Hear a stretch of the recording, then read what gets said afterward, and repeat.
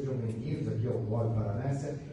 Nós estamos reunidos nessa noite para participarmos da abertura da Semana do Barão do Cerro Azul, reconhecida como um tributo a um dos maiores heróis nacionais e que será celebrada em grande estilo com a exposição que está aqui ao lado, aqui fora, a exposição Memórias do Barão do Cerro Azul. Eu sou secretário adjunto de Educação e Cultura do Grande Oriente do Brasil Paraná, para a Curadoria e Biblioteca, e nós embarcamos nesse projeto no ano passado, quando nós nos encontramos aqui dentro do GOB. A Paula vai explanar um pouquinho mais sobre isso, a Grécia está ali, sabe da história, ela estava aí também, e esse processo começou nesse momento, quando nós começamos a falar sobre a Baronesa do Cerro Azul. A Associação Comercial tinha um grupo de mulheres, a Alba Fracari, e elas precisavam tentar acertar como a patronese delas, né? E nós nos encontramos, fizemos umas visitas guiadas em Paranaguá com elas, recebemos elas lá em Paranaguá no Clube Literário, e nos encontramos um pouco depois aqui no GOB, e a coisa começou a andar. Esse ano a Paula ligou para mim e mandou uma mensagem: Milton, vamos tentar fazer isso daí, uma exposição sobre o Barão do Cerro Azul, né? E o GOB, ele tem muito espaço cultural. Então, o Grande Oriente do Brasil hoje, se nós formos falar dessa atividade, é uma atividade cultural que está interligada na cidade. É muito importante para nós podermos fazer isso pela cidade e poder fomentar a cultura e a memória. Na realidade, nós temos vários projetos hoje aqui que são de memória. E esse projeto é um projeto de memória.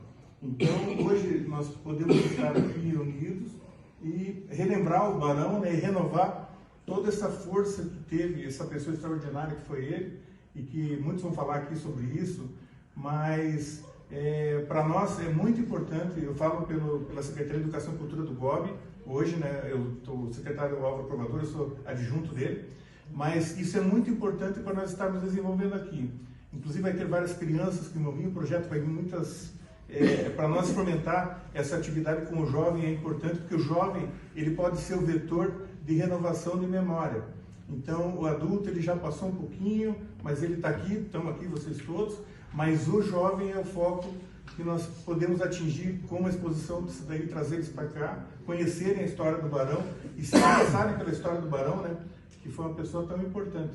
Então, eu queria agradecer o espaço ao Grande Oriente do Brasil, ao Paulo Socho, o grão-mestre, o eminente grão-mestre, e a todos os irmãos envolvidos, a Paula também, que foi uma viagem, os parceiros todos que ela vai nominar, eu não vou nominar todos, e a família do Barão principalmente, porque quando nós começamos com esse processo, nós não achamos que ia ter um engajamento tão grande da família.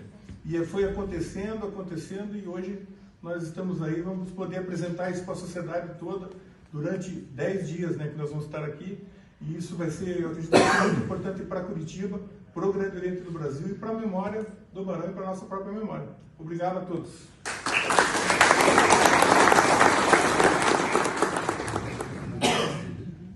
Dizem por aí que historiador como Hamilton gosta, né, ele precisa ser mais formal.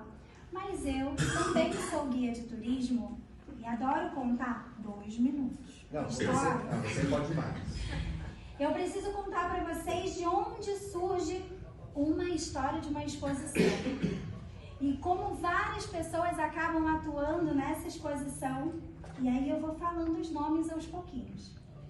Um dia eu fiz um walking tour, um passeio a pé para a escola de turismo, onde fui desafiada a criar um walking tour da Baronesa do Cerro Azul. Eu adoro desafio, achei que era fácil, que eu ia encontrar essa história em qualquer livro de história. Mas eu descobri que a história não era bem assim.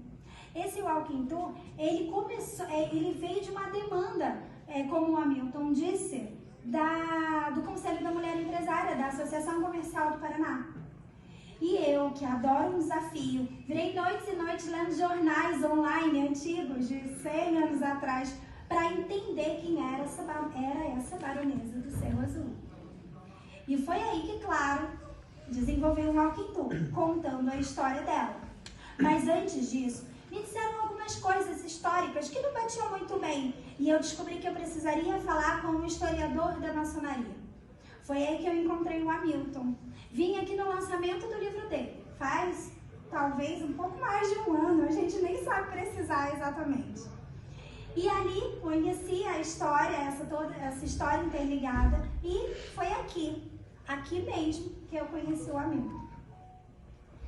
Enfim, e nesse caminhar da história da baronesa eu descobri que tinha uma chave. A chave que estava no bolso do Barão do Cerro Azul quando ele foi fuzilado na Serra do Mar. Estava no Museu Paranaense e talvez nunca foi exposta. Vocês sabiam disso? Ah, tá ali. Ih, spoiler. E foi essa chave que eu falei, sim, nós temos uma chave, temos algumas coisas que eu não vou dizer mais. Isso dá uma exposição apenas com os itens do Museu Paranaense. E aí fui até o Felipe, que foi muito querido lá no Museu Paranaense, mostrou todo o acervo. E inicialmente eu queria fazer uma exposição disso.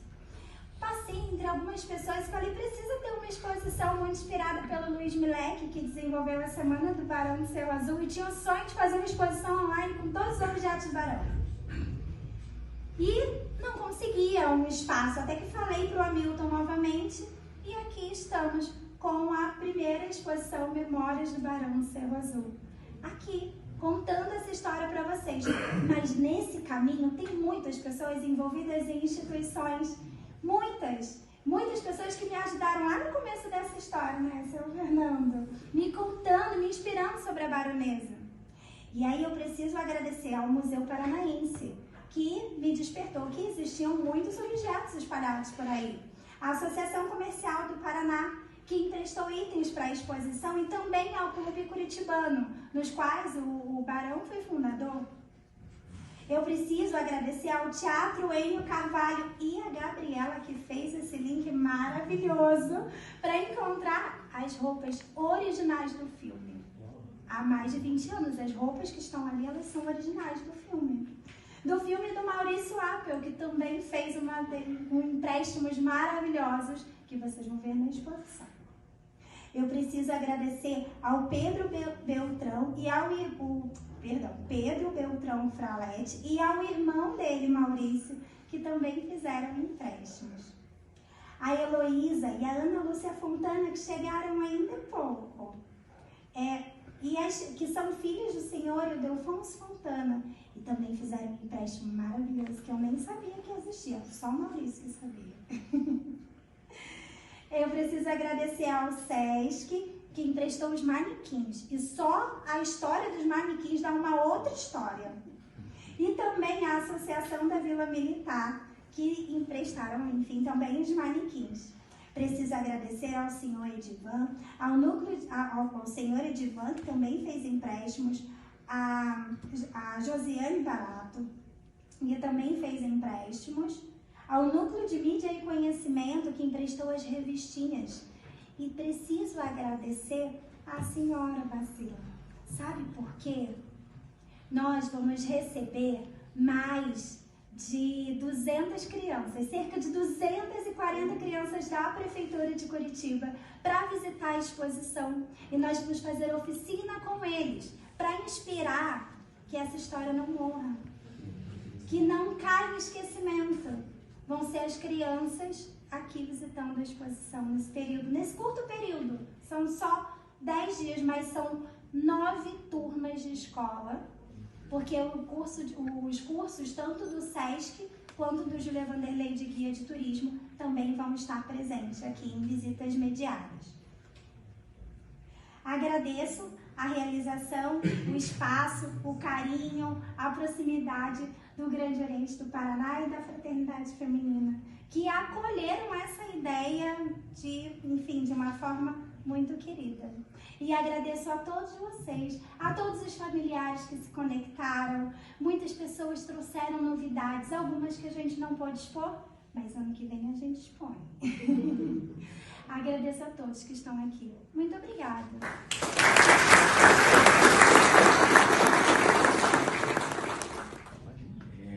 Quero aproveitar, não consegui ficar aqui.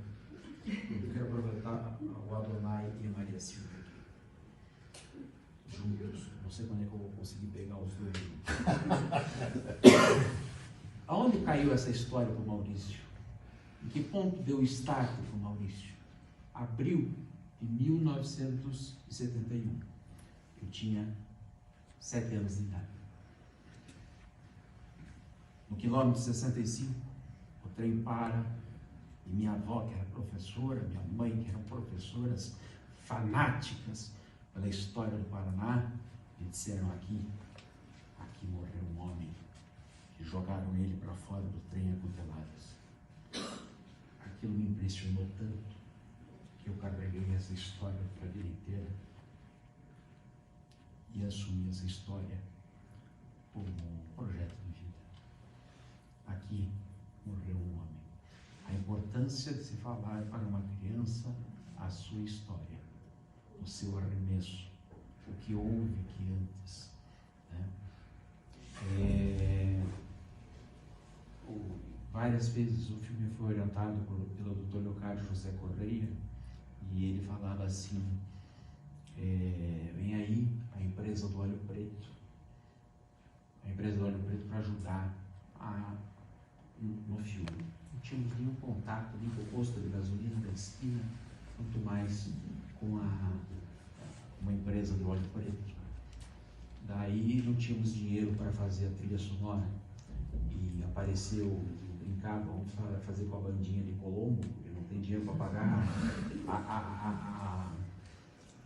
que a Sinfônica do Paraná não quis nem me receber, coisas assim, né, malucas. Daí entrou o Jaime Zenamon, disse: não, veja as fotos, o filme foi revelado em Los Angeles, é película, não tinha química aqui, era lá de Los Angeles para ter continuidade. Veja o que está chegando, nós precisamos fazer esse filme na Alemanha. Eu só olhei, né? Não tinha dinheiro para nada. Vamos fazer um filme na Alemanha? Vamos, não, a gente seleciona os músicos, os instrumentos, vamos fazer um filme na Alemanha. Para não desagradar, era o começo da internet, bem no começo da internet de escada. 2000 isso.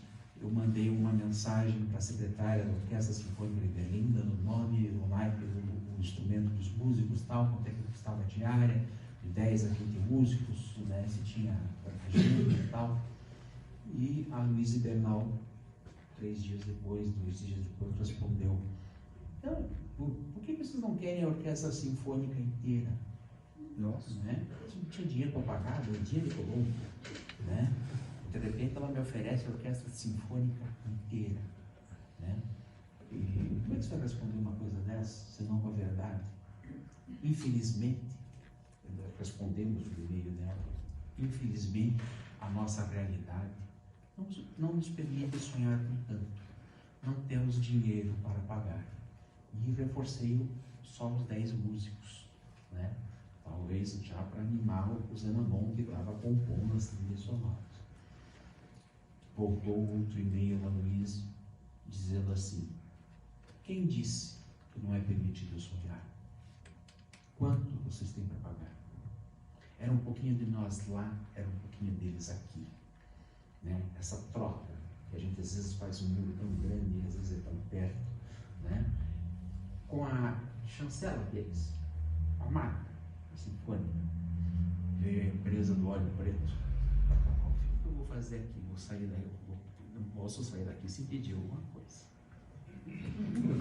Se eu pedir dinheiro, me mato. Né? O Osmar já começou a olhar.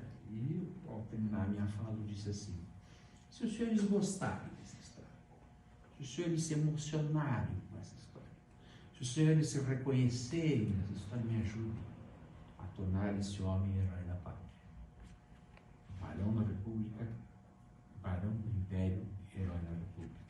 Foi assim que surgiu o Barão Cerro Azul. Eu nunca recebi tanta... Surgiu o herói Barão Cerro Azul. Eu nunca recebi tanto livro de senador para ler, né? Mas as coisas foram fatalidades. Vocês vejam a coincidência, são fatalidades. Vocês vejam a chegada da Orquestra Sinfônica de Berlim. Talvez um dos maiores presentes que eu ganhei na vida, ver as nossas paisagens e aqueles músicos tocando. Tinha 21, 22 violinos tocando, eu dentro da sala de gravação da Rádio TV Oriental de Berlim. Pudemos pagar, pudemos fazer, sofremos todos os tipos de problemas durante e depois do filme, desvalorização do real, etc. Mas o filme foi feito.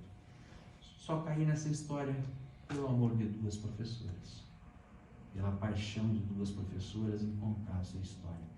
Então a gente tem que contagiar as crianças, temos que contagiar a Serra Verde para continuar parando o trem, temos que continuar as nossas crianças, mas basicamente cativar as nossas professoras, porque são elas que vão preparar, sabe lá no que vem amanhã. Eu não podia deixar de passar e pegar vocês dois juntos na mesma fileira. Obrigado, boa noite a todos. Como nunca, né? Como no BRDE tinha que ser o presidente, tinha que ser o Fernando Fontana para ceder a casa do Palacete dos Leões. Naquele momento ele era o presidente do BRDE e ali foi filmado, porque era as melhores condições cinematográficas. E do irmão Leocádio sempre falava, Leocádio Correia sempre falava assim, ouse. E em determinado momento, em 2004, o senador Osmar Dias me convida para ir na Comissão de Educação e Cultura do Senado contar como é difícil fazer cultura aqui, e como é difícil fazer cinema fora do eixo Rio-São Paulo, contar a história que os outros não querem que a gente conte, porque não cabe na grade curricular, não pode entrar nem no livro dos outros. Daí eu tinha uma grande amiga, em Brasília, o pai dela foi presidente do Banco do Brasil, Irma Smith, um excelente relacionamento. Ela conseguiu colocar 37 senadores numa sala da Cinemark para assistir o filme do Barão. Fechou a porta, viraram todos crianças, um jogando pipoca no outro, contando piada. E daí eu chego Osmar Dias para mim e falo assim, cara séria, vá lá e apresente o filme. Eu não sei a história. Eu queria dizer que eu li outro dia uma frase do Gustavo Mahler, músico, sobre a tradição. Tradição não é olhar a cinza do passado, é manter o fogo aceso. E isso que o Grêmio Oriente Brasileiro está fazendo é manter o fogo aceso.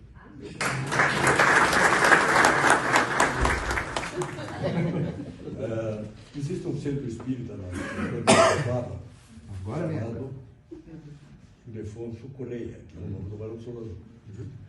Aliás, uma coisa que precisa ser registrada. Quando ele recebeu o título assinado pela Princesa Isabel, o nome Ildefonso Pereira Correia desapareceu. Ele passou a ser o Barão do Céu Azul. É uma coisa que pouca gente pensa, mas no Império era assim. O Duque de Caxias deixou de ser o Francisco Ribeiro Silva, passou a ser o Duque de Caxias. O Visconde do Branco deixou de ser o Parelho, passou a ser o... E me convidaram para uma cerimônia de homenagem ao Barão. E eu perguntei a um dos principais membros do Centro Espírita por que chamaram de Ildefonso Correia. Ele disse, olha, é o seguinte, como esse terreno foi comprado no passado, pelos nossos antecessores, aqueles que nos antecederam, e passavam por uma dificuldade imensa. Não conseguiam pagar, iam perder o terreno. Pedimos ao doutor Leocádio, cunhado, irmão da baronesa, cunhado do barão, que é que pelo que consta aparece muito no Centro Espírita, pedimos ao doutor Leocádio que nos ajudasse. Ele disse, olha, eu de finanças não entendo coisa alguma, recomendo que vocês peçam ao meu cunhado Ildefonso entenda. Segundo eles, o Ildefonso teria dado todas as informações de como proceder e salvaram o terreno e, em homenagem, deram o nome do Centro Espírita.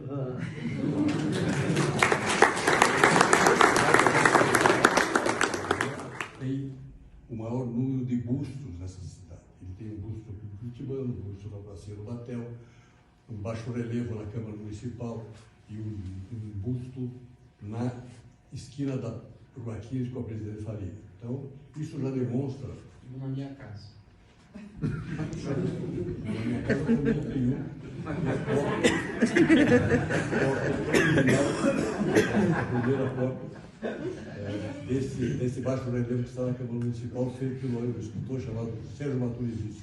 Então, nós dois, então, são quantos? Seis agora, está certo. Mas na minha casa só a minha família que vê. Não tem tanta graça. Bom, para completar o que a Paula disse sobre a baronesa. com relação à maçonaria. Em 1901, a baronesa, no palacete Otto Barão hoje, ela fundou uma loja de adoção chamada Filhas da Acácia. Então, isso é uma coisa que pouca gente realiza com relação à maçonaria. Funcionou até ela morrer em 1921, mas não funcionou até 1911, mais ou menos. Bom, voltando ao Barão de Cerro Azul. Que para nós, do Grande Oriente do Brasil, é uma honra. Mas mais do que uma honra, tem a ver muito com o que nós imaginamos e reproduzimos há muito tempo dos preceitos maçônicos. Um dos grandes valores que nós, ao longo desse tempo, nos ajudou, inclusive, a chegar até essa época moderna, foi a preocupação com a evolução do ser humano, a preocupação com o aumento do conhecimento. Lógico que há uma série de histórias e mistérios em torno da maçonaria, mas o que há de realmente real nesse tempo todo é o incentivo à educação desse povo, é o incentivo à cultura e é o crescimento pessoal dos homens e da sociedade brasileira. Um carro, tá? Que tem o nome do barão, é isso? Eles têm um barão, fizeram uma cerimônia junto com a Associação Comercial do Paraná. É um carro de Baranga e é um carro do Barão do Cerro Azul. E todos os nossos guias foram treinados e na viagem, como no quilômetro 65 da ferrovia tem a cruz em homenagem ao local que o barão foi assassinado, os guias passam o capítulo da história, da passagem, desde a época da Guerra do Paraná, tudo como foi trazido do trem, dos 5 que lá foram assassinados, que foi o barão. Então isso é uma passagem que se faz e que a Serra Verde não tem. Existem o barão, a história que nós conservamos e que nós carregamos com muito, muito, muito amor, mas muito amor, aquele amor legítimo pela história do Barão. Eu li todos os livros, vi o filme do Preço da Paz. Posso dizer que eu tenho no meu coração aquilo que lá aprendi, aquilo que lá eu li, e que nós, tenho certeza que aqueles que me sucederem como presidentes, assim eu faço daqueles de quem eu recebi a continuidade dessa chama muito forte. Essa chama ela vai perdurar muitos anos. Muito obrigado. Da cidade, o futuro do Estado e da nação. Então, eu queria aqui fazer um agradecimento também muito especial à Maria Silvia, que fez essa concessão e entendeu o quanto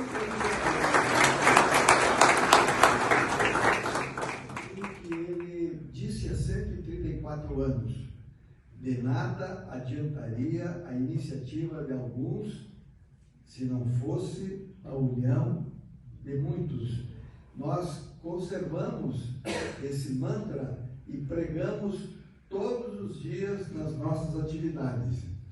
Mas eu queria também aqui dizer que o Barão do Cerro Azul tem uma influência muito grande nas nossas atividades, naquilo que todos fazemos.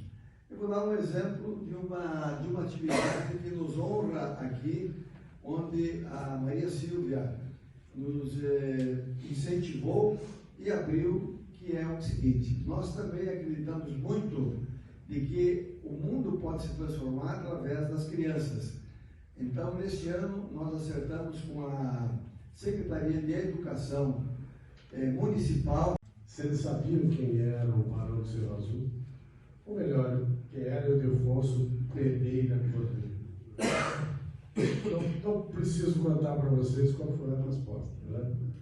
Então, são ações como essa que eu acho que ajudam E a gente, numa pequena dimensão, tem muito a contribuir, trazendo, como foi dito pelo Rodrigo Forbes e pela Paula, esse momento de trazer jovens que possam conhecer a nossa história.